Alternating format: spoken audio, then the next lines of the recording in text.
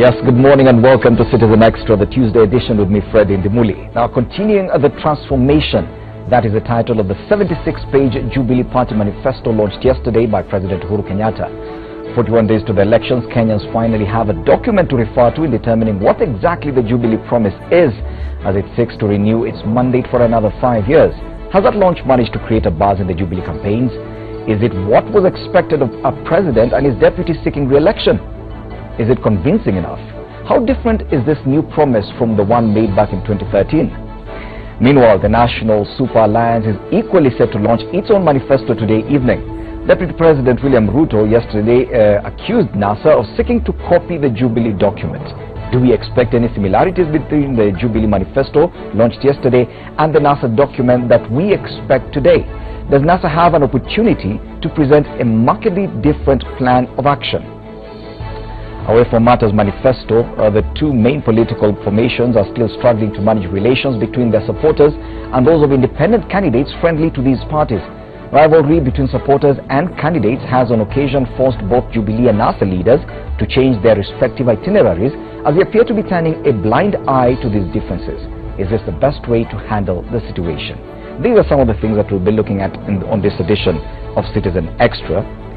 Let me now introduce my guests in studio. We are very privileged to have Peter Kaluma, MP, Homa Bay Town, Isaac Mora, nominated MP, William Odhiambo, an economic analyst, and Gabriel Mudoma, a governance analyst. They'll be helping us look at the Jubilee Party manifesto as well as try and draw some parallels with what we expect later this afternoon when NASA launches its own document with regard to its vision and promise to Kenya. Good morning, gentlemen. Quick thoughts. Let's start probably with Isaac Mora, because we do understand you are at the launch yesterday. Are you feeling excited by this new document that your party has launched in as far as a promise to Kenyans is concerned? In as far as excitement is concerned, do you feel excited, and why? Yes, I am extremely excited. Not because of the high rhetoric that you would expect, just because it is a political activity, but because of the promise and the fact that we are not looking at an administration that is woolly. We are looking at an administration that has been tried and tested, and with very clear results that were demonstrated yesterday. The fact that even when you look at our two principals, the president and the deputy, they were ready and willing to take up questions and accept where challenges have been, but also give a very clear promise for the future. Fred, when you look at the Jubilee manifesto, it is really anchored on ensuring that people at the local level have an opportunity indeed to excel.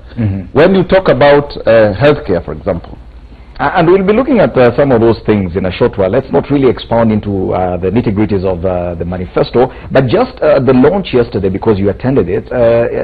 Some quarters have described the Jubilee Party manifesto launch as having of being a bit lackluster, that probably we expected a bit more from just the event itself, not even the document, that it was a bit different from what we've seen of Jubilee events in the past few years. Do you agree? I don't agree at all. I don't know what such analysts would say, whether they were expected people to jump around or what. But it was a serious business. This is not like the way you go maybe to do pomp and color. No, it's about serious business. It's about people in suits and speaking to the core mandate of how you can drive the country. And that is what we did yesterday. Yes. Of course, there was some razzmatazz at the end there where, of course, you have to do the various stuff that everybody does when you are launching a document. But we want... You had to release some confetti. Exactly, some confetti. But you have to have the bureaucrats saying as it is, because these are the ones who drive the agenda of the Jubilee administration. Yes. Let me go to the other analysts, and probably Peter Kaluma, I'm sure you must have quite some criticism of the document itself. But if at all you watched, and I believe you must have watched the launch yesterday, did you feel like, Peter Kaluma, did you feel like it missed some excitement, that probably there was no buzz around it? Yes, I tried to watch the Jubilee manifesto launch, and true Fred, about 5 minutes into my sitting, I got detached. I've never seen a manifesto launch so boring. I've never seen a launch of an important instrument of governance like a manifesto, lacking excitement and flair that, we normally, associate with, Jubilee or any political party in office or, believing they are going to take office. The room evidently was too calm, too cold, too somber. Looking at it, you'd think somebody is dead. And the organization was very poor. Fred, when you are launching a manifesto as the leadership of a political formation, more so a working one, it is a very solemn occasion. You want to tell the country what the vision of the party you lead, is, what the mission for the country in the eye of that party should be, and really what are these specific things you're going to do in terms of your strategies to meet your vision and mission. Not a matter of going and telling people we will throw a project there, we will throw a project there, and it ends there. But it is normal. I never quite was bothered. Because you see, for an incumbent, Fred, you would forgive Jubilee. Because going into that room, the president is asking himself, what was my manifesto then, before my election? How have I acted in terms of, delivering them? Because for an incumbent, Fred, even if you are to shout from on top of, KICC, the most important thing in the eyes of the people is the trust they'll have upon you to keep your promise in terms of implementing what you promised. So you saw a president and a team really overweighted by the underwhelming performance, the failure to implement what they promised, and then you see people, psychologically struggling with this idea that how do we go and promise anew? It was not the excited, hilarious. Let me pick one word from your final comment, and you said they appeared a bit overweight. And probably this weight that you're talking about, probably it has to do with the rigors of campaigns. Just last week there was a headline or two about how exhausted probably the Jubilee leadership and that of NASA is currently because of the rigors of campaigns. And Bwana Gabriel Muduma, do you think that probably the president and his deputy did not appear very vibrant yesterday simply because they're simply exhausted? They've been on the campaign trail for weeks now, and probably even choosing to launch your manifesto 41 days to the elections is probably not the best thing. Thank you, Fred. I can tell you what I saw. Number one, there was planning, good planning, so to speak. When you talk about the issues of excitement means nothing, though, unless the lives of the people you want to represent. Do you accept that there was not much excitement? Is that what you're saying? It doesn't matter whether there was excitement or not. What, Fred, I'm telling you, excitement only adds value when the lives of people are changed on a regular basis. So, number one, the planning that you saw actually was there. The stage, I think the people who planned that rally exactly knew what they were doing, because what came out was the message. Now, whether people are able to take that message, dissect that message, and actually swallow what came out is a different picture altogether. But the message actually reached the audience. Number two, when you talk about the issue of coming in with an element of what you would call a tiredness. I mean, people are coming from the campaigns, that one I would agree. I mean, there has been burning the midnight oil. Both camps, NASA and Jubilee, everybody running to their strongholds, and not only that, they are running also to regions where they can get an extra mileage. So it's been a serious catch, and everybody has been running about. So I never actually expected probably Jubilee coming out at that particular date. But again, who am I to say which date they should have actually brought out their manifesto? Probably they are looking at their calendar and wondering. This probably is the avenue that we have to launch our manifesto. We have to wait and see what NASA will do. But Gabriel, do you agree that there was not much buzz around it, that probably the energy that should have gone into the launch of this manifesto probably was lacking to some extent? No. When you talk about, Fred, let's get it clear. When you talk about even before we discuss about the issues, I know. When you talk about you have to tell us what was there before. I mean, you have to gauge it with something else. What did you expect? You expected pomp and color. I'm talking about a previous, all the events we've seen, even the previous, the launch of the manifesto back in 2013. All the events organized and tackled by Jubilee. Well, Fred, had a lot of excitement around. Fred, then you're talking about the bells and whistles. You know, you're talking about the fireworks. That's exactly the question I'm asking. It was lower than before. Yes. That one I'll admit, it was lower than before because we only saw the confetti going up, you know, towards the end. But, like, again, I go back to what I'm telling you. That excitement really does not matter unless, you know, the message gets to where it's going. So, in matters like excitement and the razzmatazz and the bells and whistles, it was a little bit lower than what we saw last time. Yes.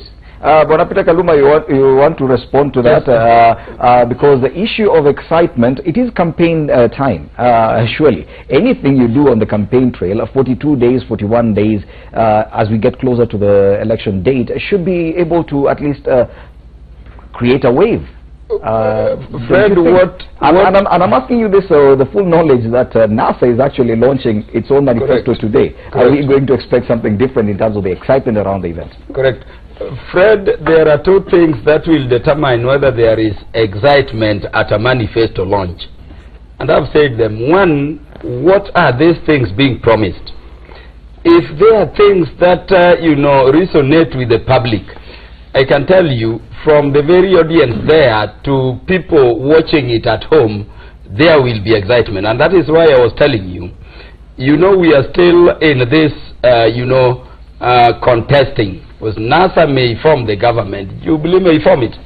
And I sat to watch this thing, you know, very soberly as a Kenyan to see which is this new promise that will pull me. And that I can tell you, it was not there. Remember last time Jubilee, for instance, came and said, we are going to give each child in Standard 1 laptop. You know, it was something to pull every parent with a child in Standard 1, you know, to be excited. There is something new coming here.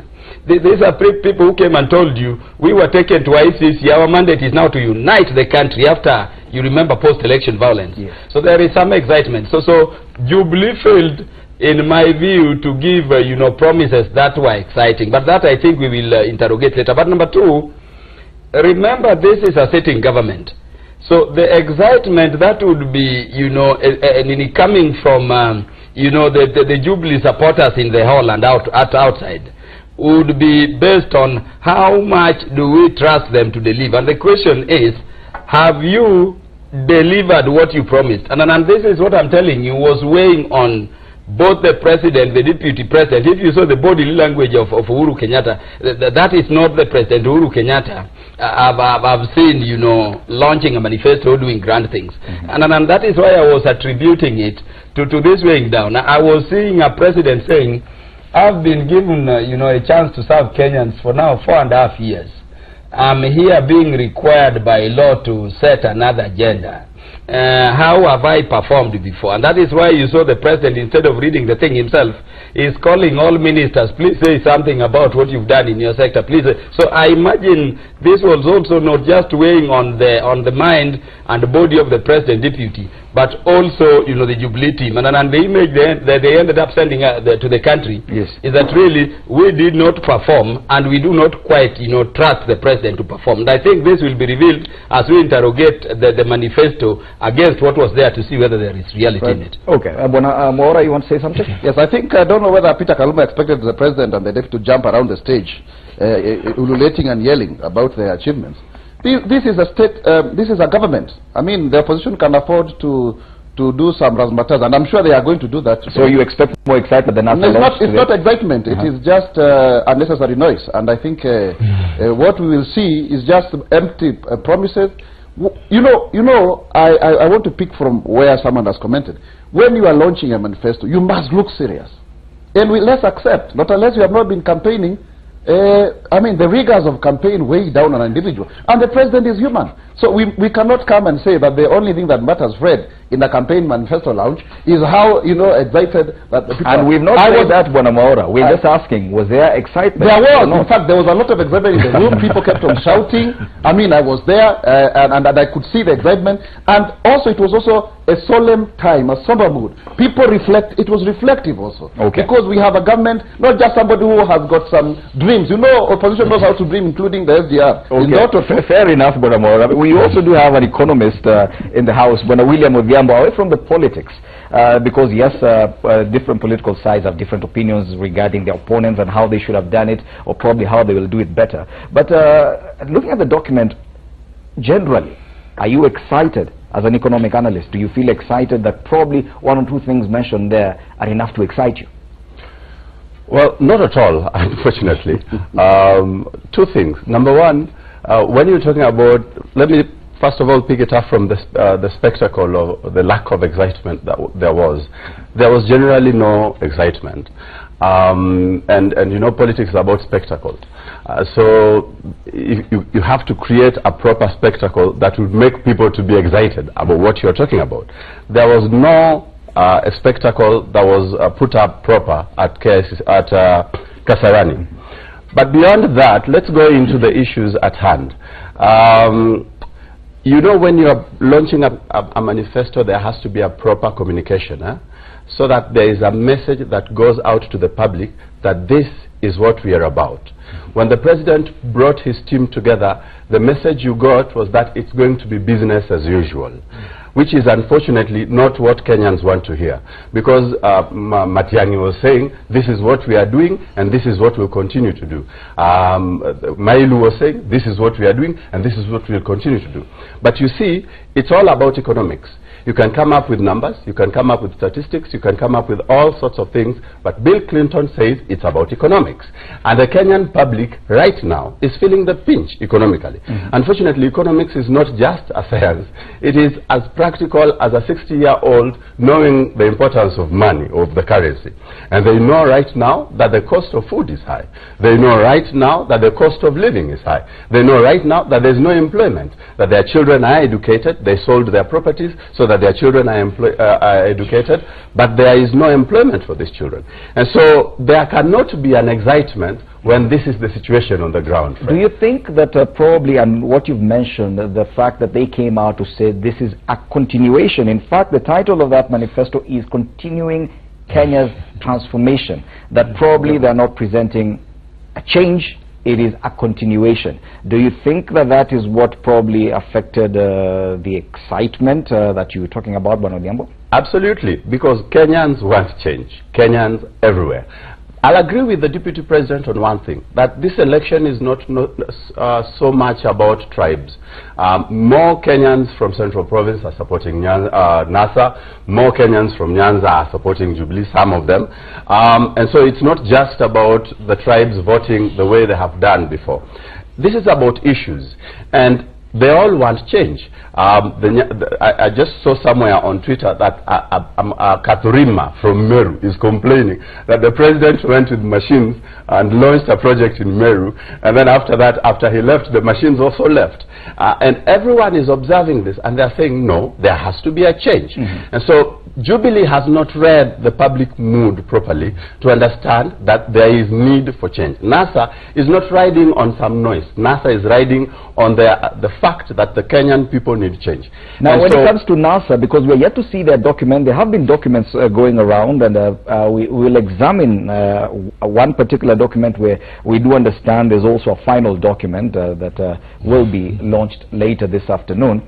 But for now, this issue of continuing Kenya's transformation, Bwana Gabriel Muthuma, do you think that the fact that Jubilee has come out to say it is a continuation and not necessarily a change in any direction, that it affected the buzz around their campaigns?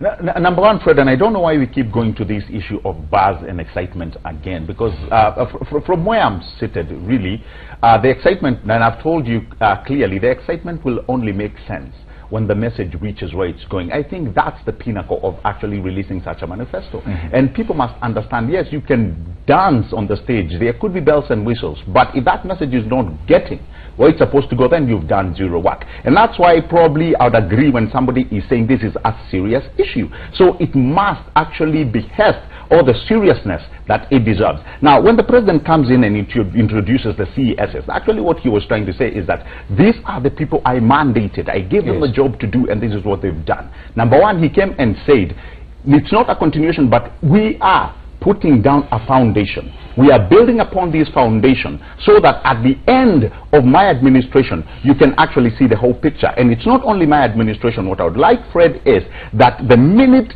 Jubilee gets out, another government coming in, they will not start from scratch. They can say, you know what, there has been good work done here. This is a good foundation. Can we continue onto it? You know, I think if you take the precept from what Obama left and the idea Obama was trying to give Kenya and South Korea, he came out and said, you know what, there was a distance of about 50 years. But Kenya, you've been able to cover that gap. You're only remaining with about 15 years. And I think if we are going to build on that, Fred, then we'll start realizing where this goal may be headed.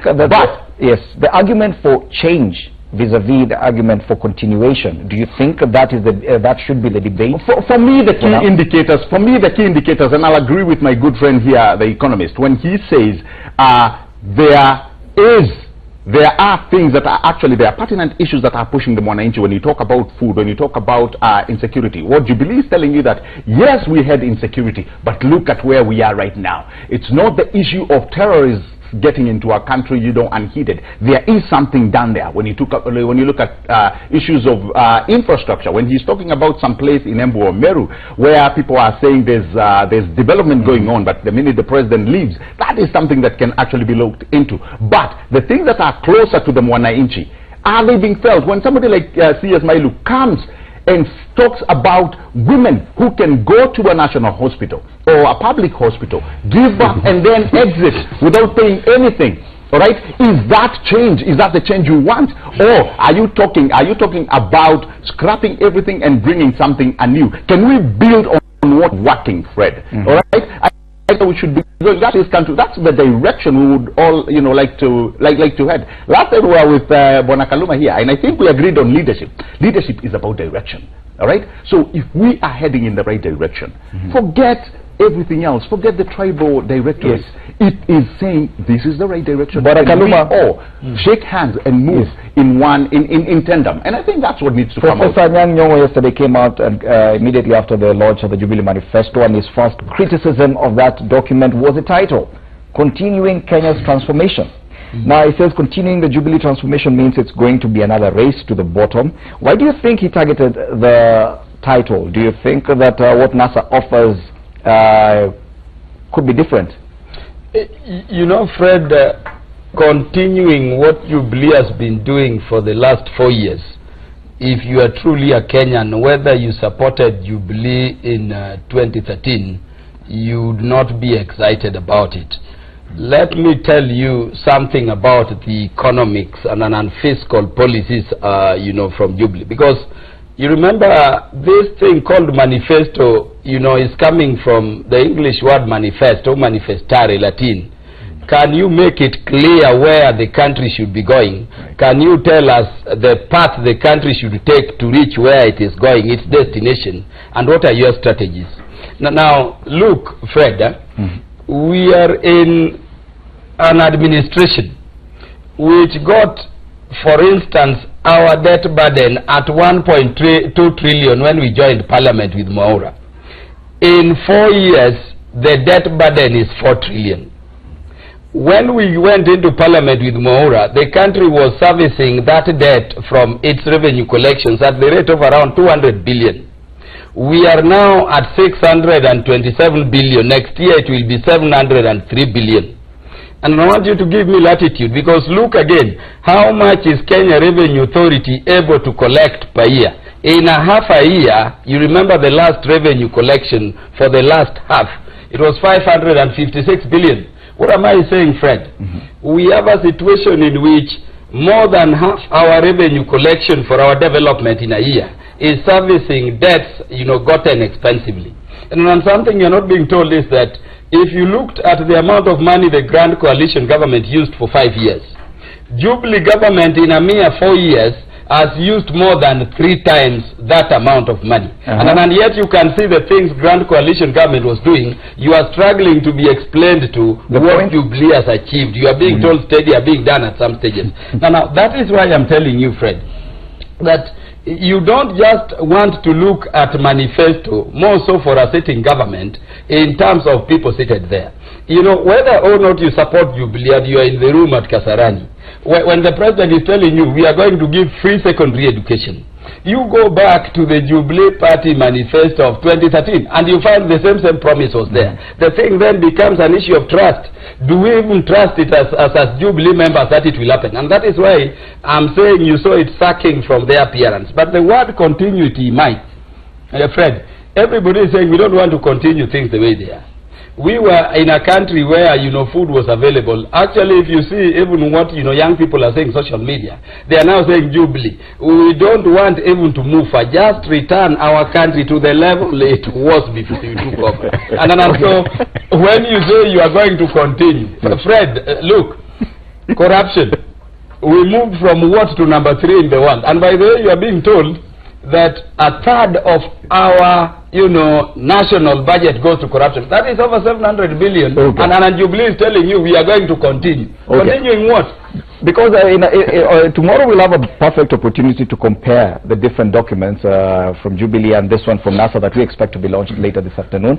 In a short while we'll be sampling some views from Kisumu town with regard to the expectations of that NASA manifesto to be launched later today. But before we go to that, Bwana Isaac Mora, do you agree with what Bwana Kaluma and what Professor Nyong'o said yesterday, and what even Bwana Odhiambo says here, that yes, the messaging also does matter, that simply saying you're continuing with what has been happening? Remember, there was a survey, whether you agree with it or not, there was a survey earlier this year that said that a majority of Kenyans feel the country is headed in the wrong direction. Now, when you say you're continuing Kenya's transformation, do you think there's a risk in the perception in terms of that messaging?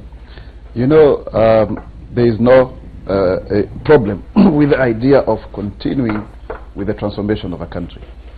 But there is every reason to feel that there is a wrong messaging when what you do is to lie to Kenyans of what is impossible. The Jubilee administration has every mandate to say what it has done and what it will do given a term. Remember, President Uhuru is not asking to be elected, is to be re-elected. And on what basis? Because, you know, it's very easy to shoot from the hip, like the way Kaluma is doing here, when you're in the opposition. Because the only thing you can do is criticize. In fact, that's why we would want ODM to continue being the opposition, because that is a speciality they have. When you look at the messaging around what has been done, we are being told that we should not borrow. That is like telling somebody to continue saving their salary instead of borrowing from a SACCO so that they can improve themselves. Our country must continue to borrow and invest very well. If we were to follow that example, then we would not have borrowed for the SGR project. Clearly now, Kenyans are traveling from Nairobi to Mombasa at less than even the buses. That is something great. When you look at the maternity, people are getting free maternity. Now the Jubilee administration is saying, instead of just maternity, we will extend the NHIF cover to cover the first 12 months when the child is still very young. That is continuity. When you talk about the dams, 57 of them that are going to ensure that even this issue of food shortages is cleared because of water harvesting, that is continuity. When you talk about the issue of primary education, when the Jubilee administration promised 2013, now every student in high school, their fees is subsidized by 12,000 shillings, nearly 13,000, and now it is going to be, we want to achieve 100% transition. Every county has been given 25 million to expand these spaces. We had only 490,000 students in secondary schools. Now they are about 1 million. It's about progress. You know, every journey must start with one step, and we are practical. So the messaging was apt for this? The message is clear. Okay. We are saying continuing the transformation of Kenya together. Okay. Because we want to unite our country. But we cannot, you know, come on national television or any other public space and promise hyperboles, you know, promising people that we are going to take them to Canaan, when even where we have been administrating. You know, if you look at the collective sum of the leaders of NASA, all of them have been in government. So there is nothing new. There is no transformation. But you must keep on, you know, lying to Kenyans about change that is elusive. Okay. Because they must keep on dreaming, because, you know, the NASA has agreed a coalition. Now, in a short while, we'll be looking at the quickly go through them. One, new jobs, apprenticeships and skills training, double Inua Jamii, schooling for all, 500,000 new homes, Linda Mama for a home, electricity for all by 2020, support for Kenya's farmers, clean water, a priority, and accountable and transparent government. Those are the 10 points. If I may just do a quick overview of the Jubilee Manifesto. Of course, it's broken down. The entire document is 76 pages big. I'm sure it is available on various platforms. You can go download and read it for yourselves. Let's now go to Kisumu, where we get some expectations of the NASA manifesto, which is to be launched later this evening. Do we have Laura yet? Yes, we do have Laura Otieno, a reporter from Kisumu. Laura, very good morning. Tell us exactly what where you are, and kindly sample some of the views and expectations in regard to the expected launch of the NASA manifesto later today. Yes, a very good morning to you, to Fred in the Mulibakata Communication Center. And we are at county number 042, and where specifically we are is the People's Parliament, otherwise known as Bunge la Mwananchi. But there's not much traffic here. The people have gone to work, but speaking to them, they were enthusiastic about NASA's manifesto launch today. Of course, they say they'll be eager to be comparing notes with Jubilee's launch yesterday. Of course, one of the issues that Jubilee was talking about include food security, and of course save 1 trillion shillings, which they expect to save at the end of the 5 years. Of course, those are some of the issues that the residents here were eager to be comparing notes with NASA. And of course, NASA's 7 pillars, as they had given us a snippet earlier on, is pillar number 7 specifically, which focuses on Article 43 of the Constitution, which is on social and economic rights. Of course, that is one of the areas which we see is the common ground between the Jubilee and the NASA side. So, of course, they're enthusiastic, and they expect to see how NASA will break down the implementation of pillar number 7 of the Constitution. And, of course, still on matters election, the NCCK today will be holding a press conference on election preparedness. One of the issues we expect them to talk about include the row of the ballot paper printing row that's affecting the whole country as a whole. All of us are in tension, of course, waiting to see how the hearing turns out.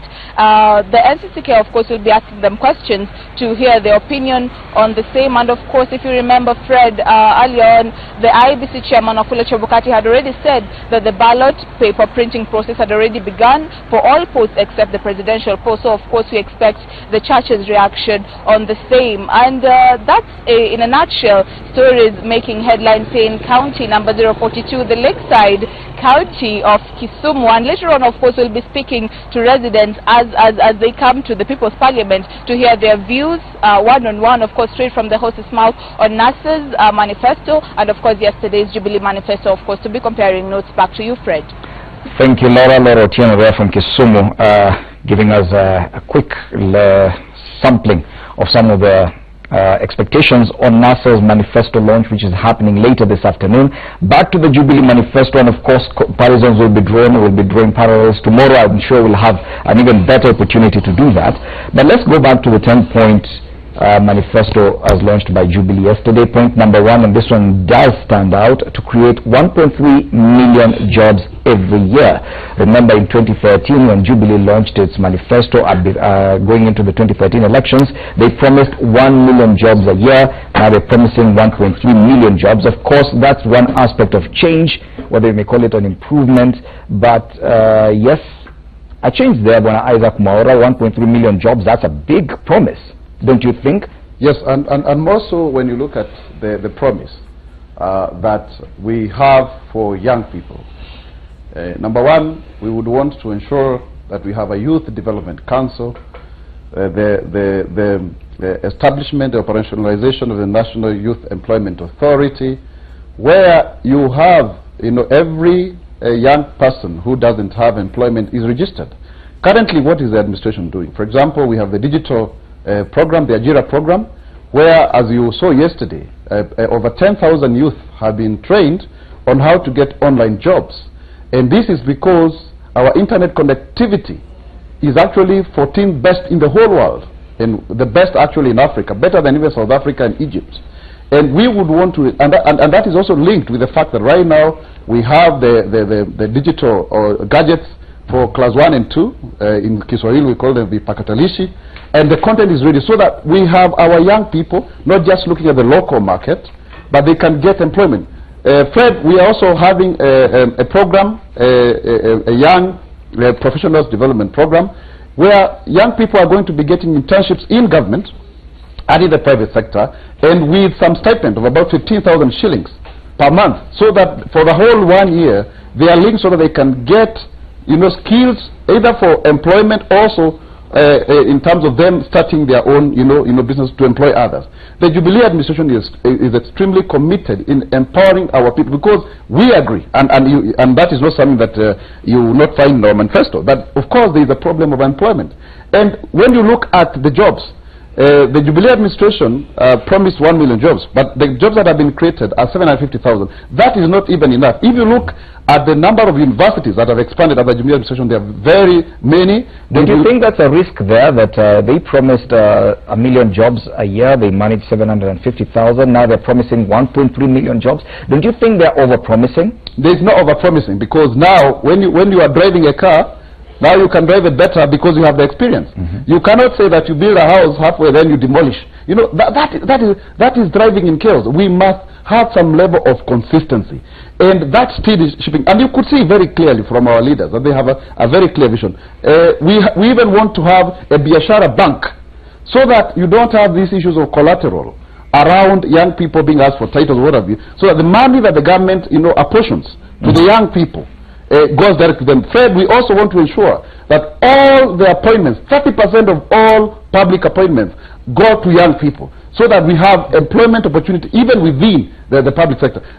We also, young people alone, or young people and women? Young people. This is purely for young people. Women, they have their 30%, and currently, if we talk about women, you look, cabinet is 25%, PSS is 36%. Out of the 16 elected women in the National Assembly, 12 are from the Jubilee affiliated parties, and so therefore the commitment for young people is very clear. And even you can see, even in the last election, a lot of young people in the nomination, that a lot of young people have been elected, Fred, within the Jubilee party, against NASA, where people like Chapia have been, thrown aside. People like Akina Kibagedi, young people who have been frustrated, people like Osiele, who have been thrown away because if you look at even the leadership of NASA is older compared to the leadership of Jubilee. Okay, point made. But William Odhiambo, you realize Jubilee has gone ahead to promise more jobs, yes? Despite the challenges that even Isaac Mwaura admits that yes, they only managed 750,000, they've gone ahead and promised 1.3 million, which is more than they promised previously. Yet, in the 10-point outline, they've actually, they've not, this time around, they've not spoken about two-digit economic growth, for example. Do you think that after 4.5 years, yes, these two leaders have actually gained a lot of experience in the leadership of this country? They do understand the risks involved in over-promising, so they are not willing to make promises that they're not so sure they can deliver on. But do you think this promise of 1.3 million jobs a year is realistic? Well, no, unfortunately, I don't think so. First and foremost, what they have been reporting, when you look on the ground, it's not reflecting.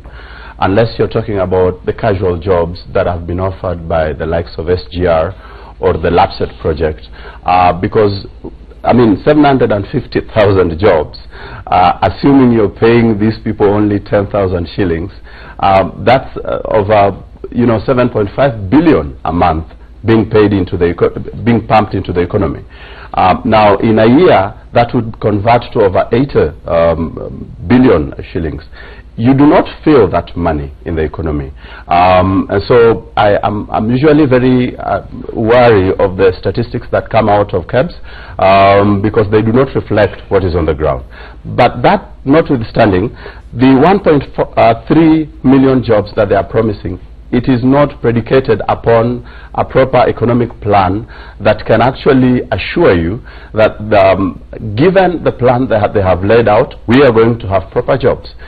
You'd realize that companies are leaving the country, Fred, and this is because the cost of doing business is still high.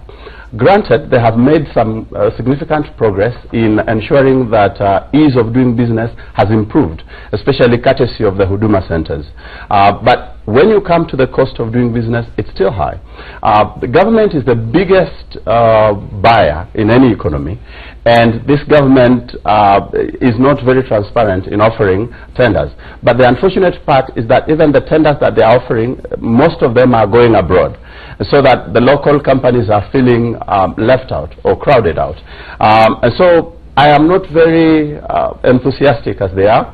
Commenting on their lack of promise on a double-digit economic growth, I think that was the wisest thing they did because, I mean, regionally speaking, Ethiopia is the only one that has done double digits, and even they are slowing down right now. They have not, the country and the government has not attracted proper foreign direct investment. For one reason or another, more investors are going to Ethiopia, which has lower energy costs, which is more transparent, which has less corruption cases. Even Uganda and Tanzania are attracting more FDI than we are, which is very unfortunate because we are an economic powerhouse in the region. And so, so at least you can see an attempt to try and be honest about what they can do, that they saw the situation and realize that double-digit growth is not feasible at this time, so let's not promise that. But are they being realistic in some issues and going ahead and over-promising in others? Absolutely. When it comes to the economic growth projections, I think they are honest, but honesty is not equivalent to being competent, because after we rebased the economy, Kenya is classified as a mid-tier economy, which means that we can attract more investment than we are doing right now. We can attract more investment than Rwanda, Uganda, and Tanzania combined. But this is not being reflected. There is no proper economic plan that they have laid out that makes you assured that, listen, the economy is going to be on the right track. That mentioned, however, on the other hand, they are over-promising because they know that the biggest gap and their biggest voter population is the youth, and so they know that the biggest gap is unemployment, and so they are over-promising just to get votes, but in essence it is a promise that is not founded on a good foundation. Okay, just in time for a break. When we return, I'll be asking my other panelists to comment on that job promise as well as on the lack of a promise when it comes to projected economic growth. We'll also be talking to stakeholders in the tourism sector to tell us, because yes, there was a mention of tourism and what the Jubilee administration plans to do in that particular aspect, but that when Citizen Extra returns.